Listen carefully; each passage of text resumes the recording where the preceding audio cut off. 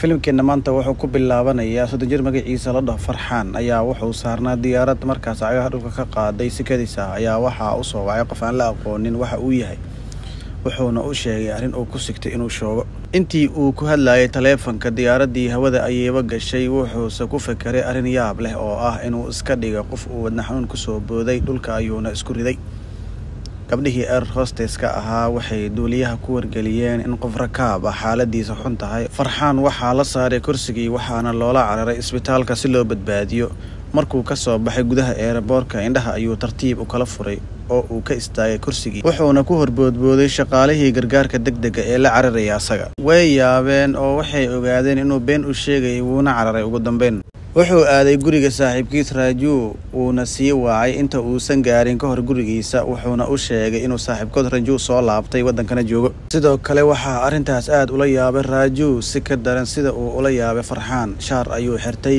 kobihiisana gacanta ayuu ku soo qaatay markay labadii saaxiib kulmeen Farxaan ayaa u sheegay Raju inuu surwaal wadanin waxaas kala darneyd surwaalka iyo waxaas oo dhanba in saaxiibkiis Raju uu la kulmo waxay tageen kulliyadda injineeriyadda ay ka soo baxeen waxayna kula kulmeen halkaas mid ay isku college ahaayeen lana yiraahdo Jatuur aadna ula xifaaltami jiray kaalinta koowaadna ka gali jiray kulliyadda oo dhan hadda ka hor ayay khalad ka galeen Farxaan iyo asxaabtiisa markay college ka dhiganayeen wuxuuna kula shartamay in 10 sano kadib 1 September maanta oo kale inay isla halkan ku kulmaan si loo arko qofka horumar badan ayaka ama asaga wayse iska ilaabeen ayaka oo dhan laakiin Jatuur wali ballantii uu ku taagan yahay maantana wuxuu halkan u yimid inuu ka guuleysto saddexdoodaba wuxuuna sheegay inuu maamulo ka yahay shirkadda ugu weyn wadanka oo dhan ee baabuurta iyo matoorada soo saarta yahayna milyaneer banaankiisa dhagay guri leh qabana xaas qurux laakiin labadan kale waxba kama qoseeyaan guushiisa iyo gurigiisa waxay rabaan inay la kulmaan saaxiibkood Raju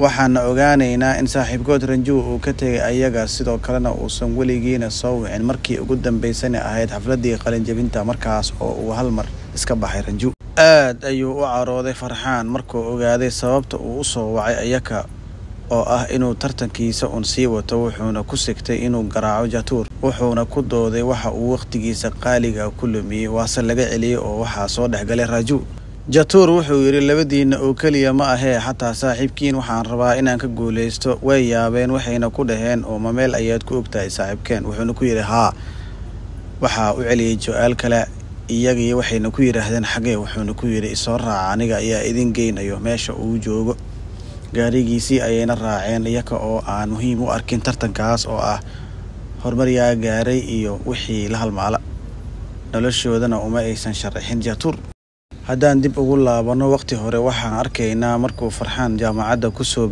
qolna la degay Raju iyo Raju mid walbana dib u gaar ah inuu haystay Farxaan ma rabo inuu injineer noqdo mana rabo inuu barto kulliyaddan injineeriyadda ah waxa kaliya ee uu u baranayo ay tahay rabitaanka aabihiis oo kaliya halka Raju aad uga baqo mustaqbalka waxa dhici doona kana murugooda wax aan la gaarin laakiin Raju uu ka duwanaa dhamaantood habeenkii ugu horeeyay ee boardingka college-ka waxa maagay qolo xoog ku haysata boardingka ugana soo horeysay jaamacadda waxaana lagu waa inaad iska siibtaan dharka oo dhan qofkii la hubiya tiibaraha ayaa lagu dhifanayaa si loo hubiyo inuusan ahayn gay waa iska fowdo dhammaan waa lagu sameeyay intii habeenkaas timid marka laga reebo Raju oo uu diiday wuxuuna galay suuliga iskuna soo muddo ayay u xirnaayeen musqulaha isagoo dhammaan hoos ka xirtay waxaana yimid ninkii ugu sareeyay qolyaha wax shabadeynay wuuna u garaacay oo ku yiri soo bax hadii kale halkan ayaan ku kaadinaya adiga ayaana tirtiri doona walina ma uusan furin ilaa iyo markii dambe uu ku fakiray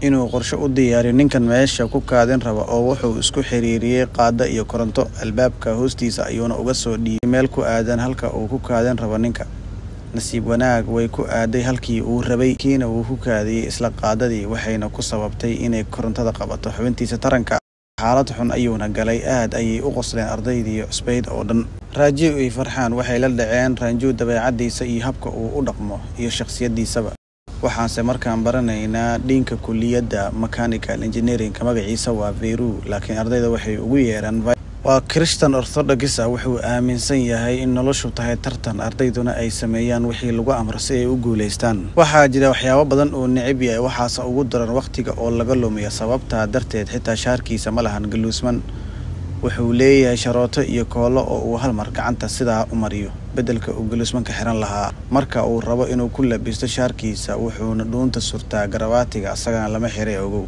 sanad walba wuxuu ardayda cusub ku kulmiyaa hal meel wuxuuna u jeediyaa khudbad hal nooca sanad walba ilaa uu ka xifdiyay mid meesha ka shaqeeya. wuxuuna ku soo gabagabeeyaa qalin uu ku sheego inuu ka dhaxlay macalinkiisa yahayna qalin cajiib ah oo ay soo saareen rag cirbixiyeena saynis yahaniin ah. cilmi baaris dheer kadib cirka xataa uu ku shaqaynayo biyaha dhexdoodana uu wax ku qori karo warri ku been badanaa sidoo kalena uu siin doono qofka guuleysta sanadka. wuxuu ku soo celceliyay hadalkiisa sanad walba weligiisna lagama weydiinin wax su'aal hadalkaas, laakiin sanadkan wuu ka duwan yahay sanadihii hore oo wuxuu Ranju weydiiyay su'aal ahayd maxay cirbixiyeenada u adeegsan waayeen qalin rasaas beddelka ay waqti badan ku lumiyeen cilmi baarista ay ku soo saarayaan qalin biro ku shaqayn kara cirka. su'aashaas ayaa ku noqotay yaab iyo ama kaag virus isaga laftigiisa markii la weydiiyay wuxuuna ku jawaabay waan u soo laaban doonaa su'aashaas wuuna baxay. kadib markay dhamaatay khudbadii virus laguna kala tagay meesha ayaa cunug yar oo shaqaale ka ah kulliyadda dhexdeeda oo lagu magacaabo millimeter ayaa dhahay Ranju ii duceey maadaama aad tahay nin adag oo su'aal weydiin kara virus. Ranjuna wuxuu siiyay cunugii yaraa lacag uu ku soo iibsaday uniformka iskuulka wuxuuna ku yiri galaas walba iska gal adiga oo aan cidina ka codsan. sidii ayuuna samayn jiray ilaa uu aqoon-yahan ka noqday. waana u soo laaban doonaa millimeter. Farxaan way isku fiicnaayeen canugii yar sawirada ayuuna la qaadi jiray laakiin waxaa nacbaa wiilka yar Ranju markastana way isdagaali jireen. Ranju ma uusan ahayn sida ardayda kale ee macallimiinta ayuu ku wareerin jiray su'aalo fara badan sidoo kalena wuxuu uga jawaabi jiray sida uu asaga rabo su'aalaha la weydiiyo asaga oo ku saleynaya waxa ugu muhiimsan iyo qaabka ugu sahlan ee uu ku soo koobi karo jawaabtiisa. macallimiintana waxay rabaan in loogu jawaabo sida buugga ku qoran. sidoo kale wayna ka xanaaqi jireen macallimiinta qaabka uu uga jawaabaya oo ah inuu meelna ku saleynayo jawaabtiisa sidoo kalena ciyaar u eg tahay sida uu uga jawaabayo. waxaana laga soo saari jiray galaaska mar walba isla markaana wuxuu gali jiray galaas kale si uu wax u faa'iideysto mar walba. halkana uma joogo Ranju inuu qaato shahaado ee wuxuu rabaa inuu wax barto oo kaliya. hal qof ayaa jiray oo asaga oo kala ah oo dhigtana kulliyadda waxaana la yiraahdaa Roy waana qof jecel halabu. maalin ayaa wuxuu ka soo dib dhacay xilligii loo qabtay inuu ku keeno mashruuc daroon ahaa oo loo diray wuxuuna u geeyay virus waqtigana wuu dhacay. virus ma uusan eegin dadaalka uu ku bixiyay ardaygaas inuu sameeyo daroonta laakiin wuxuu eegay kibirkiisa iyo ardayga oo ka soo dib dhacay waqtiga loo qabtay. virus wuxuu kula hadlay taleefan aabihiis wiilka wuxuuna yiri wiilkaaga sanadkan ma qalin jabinayo imtixaankana wuu ku dhacay. waxayna arrintaas xanuunjisay Roy aabihiis oo sugaya rajada ah inuu wiilkiisa wax barto dhibka iyo faqrigana ka saaro. sidoo kalena wiilkii waxay ku noqotay qalbi jab. mashruucii daroonkana wuxuu ku tuuray waxaana heer Ranju oo aaminsanaa mashruucan inuu dhammaad yahay oo kaliya u baahan yahay daroontan in wax yar laga bedelo wuuna qaatay. wuxuuna ku guuleystay inuu dhameeyo mashruucii daroonta. way kiciyeen asaga iyo asxaabtiisa waxay geeyeen daaqada ardaygii lahaa ee Roy iyaga oo isleh ha ku farxo waxayna arkeen meydka Roy oo isdaldalay. markii aaskiisa la isugu yimid Ranju wuxuu ku yiri virus Roy wuxuu u dhintay cadaadiska jaamacadda ay ku hayso ardayda. arrintaas oo uu qaatay isaga in loola jeedo sidaas daraadeed ayuu wuxuu warqad u qoray labadiisa saaxiib reerkooda una sheegay in Ranju ay ka reebtaan caruurtooda haddii kale uu ka maalintii xigtay Ranju waxa uu yeeray Ranju aabihiis guriga ayuuna ugu tagay wuxuuna ku yiri wiilkayga iiga leexo laakiin Ranju hadalkaas kuma socone. wuxuu arkay sawirro darbiga ku dhaganaa oo xayawaano ah wuxuuna gartay inuu rabo inuu noqdo sawir qaade duurjoogta ah sawira.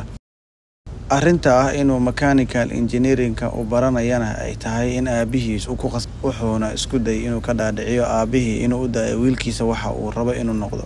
laakiin hadalkaas waxba kama bedelin go'aamada adag ee Farxaan aabihiis. way ka soo tageen gurigii waxayna aadeen guriga Ranju oo ay ku nool yihiin reer aad sabool u ah. Ranju aabihiisna uu xanuunsan yahay sidoo kalena howlgab yahay. walaashiisna ay sii duqoobayso qof rabana la waayay maadaama Suuriyo loo haynin mas'uuliyadda reerkana ay sugayso. waana sababta uu mustaqbalka uga baqo iyo waxa dhici doona. way ka soo baxeen gurigii waxayna aadeen aroos meesha ka dhawaa si ay wax uga soo cunaan. markii ay arooskii galeen wuxuu Ranju arkay gabadha loo faraantigelinayo magaceeda waa Biya iyo sidoo kale ninka u faraantigelinayo oo wada taagan. ninka wuxuu ka hadlayaa saacad qaali oo uu soo iibiyay ayada way iska caddahay in ninkan yahay mid materialistic ah, yacni shayada ay kala qaalisan yihiin qofka caadiga ah. ayadana uu u guursanayo maadaama uu sharaf raadinayo, ayadana ay tahay gabar. Ranju wuxuu u yimid Bia isaga oo u sheegay in ninkan yahay materialistic oo ay iska dayso guurkiisa. waxayna ku tiri sidee u cadeyn kartaa, wuxuuna ku yiri hadda fiiri, kabihii ayuu uga shubay shidni meesha yaalay.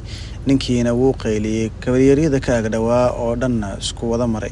sidoo kale yiri meeqa ayaan ka soo bixiyay kabahan, markaas ayay wasaq iiga haleynayaan. gabadhii waxaa soo jiitay dabcigiisa wanaagsan, wayna baartay, waxayna ogaatay inuu ka mid yahay ardayda aabihiis.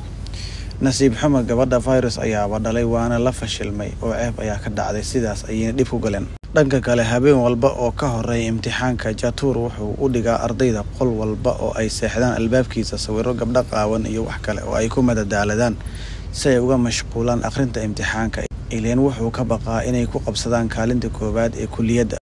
markuu ogaaday Ranju arrintaas, wuxuu go'aansaday inuu cashir u dhigo ninkan dadka mashquuliyay. maalin ayaa Jatuur lagu casuumay inuu ka jeediyo khudbad muhiim u ah jaamacadda, marti sharaf fara badanna ay ka soo qayb galeen. sidoo kalena hay'ad laga doonayay inay caawiso jaamacaddana ku jirtay ayaa wuxuu Ranju bedelay xoogaa eraya oo ku jira khudbadda. maalintii xafladda wuxuu yimid Jatuur asaga oo xifidsan khudbaddii, asaga oo aan waxba ka aqoonin luqadda ee khudbadda, asaga oo aan ogeyna wuxuu caayay dadkii madaxda ahaa ee jaamacadda iyo hay'addii samafalka ee laga sugayayba qarashka. arrintaas oo dad badan ka caraysisay, sida virus iyo wasiiro badan iyo dad madax ah. markuu dhib fara badan galayna, Jatuur wuxuu la dagaalamay 3 saaxiibo, wuxuuna kula sharatamay 10 sano gudahood qofka ugu horumar badnaada iyaka ama asaga. warninka waaba nin aad isugu kalsoone, wuxuu darbiga ku qoray 1 bisha September oo maalinta ay ku ballameen 10 sano kadib inay kulmaan. maalin ayuu Ranju wuxuu kula kulmay Bia banaanka hore ee meel dahabka lagu gado, iyada oo uu la socdo ninkii Faranti. wuxuuna ku dhahay isla hadalkii habeenkii xafladda Faranti geliska. markaanse waxay ku ballameen inay ninkan tijaabiyaan. wuxuuna ku yiri iska siib saacadan ee ku dheh way iga luntay. wuuna wacay isla ninkii, isaga ayaana u sheegay. ninkii asaga oo aan wax hubsanin ayuu iska qayliyay, waxaana caddaatay inuu yahay materialistic. waxa uu ku sheegayana ay saacadii ay farta ka saartay, wayna isdagaaleen. sidaas ayuuna xiriirkooda isla markaas Ranju waa la soo waayay, waxaana loo sheegay in xaaladda Ranju aabihiis ay liidato. wayna carareen mootada Bia ayayna ku qaadeen. xilli fiican ayayna isbitaalka geeyeen, arrintaas oo ay dhaqaatiirtu ku amaaneen Ranju iyo Bia. Ranju oo gadaal ka yimid maqnaana markay waxaas oo dhan dhacayeen ayaa aad uga mahadceliyay saaxiibkiis Ranju arrintaas uu sameeyay. Bia waxay aad ula dhacday maalintaas dabeecadda Ranju iyo qaabka uu caawiyo saaxiibadiis iyo waliba familiyadooda.